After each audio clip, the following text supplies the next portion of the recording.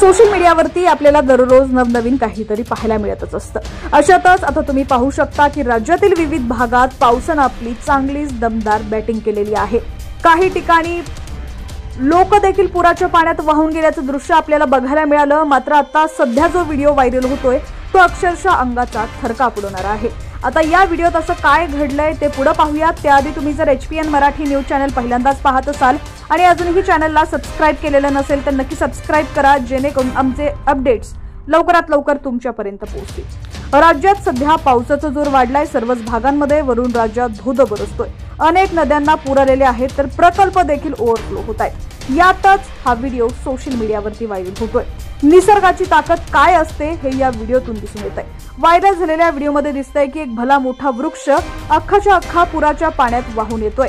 नदीवर एक अजस्त्र पूल आहे। झाड हळूहळू पुराच्या पाण्यासोबत पुलाच्या जवळ येताना दिसतंय।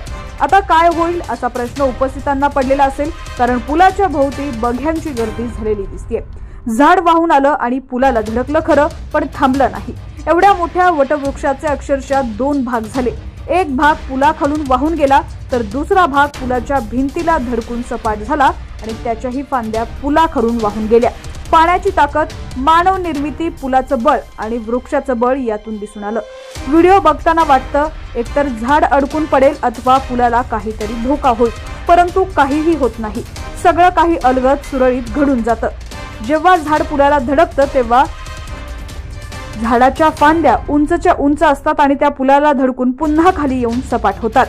व्हिडिओतलं हे दृश्य निसर्गाची ताकद दाखवून देणारं तर आहेच, पण संत तुकाराम महाराजांच्या अभंगाचाही इथं दाखला देता येईल।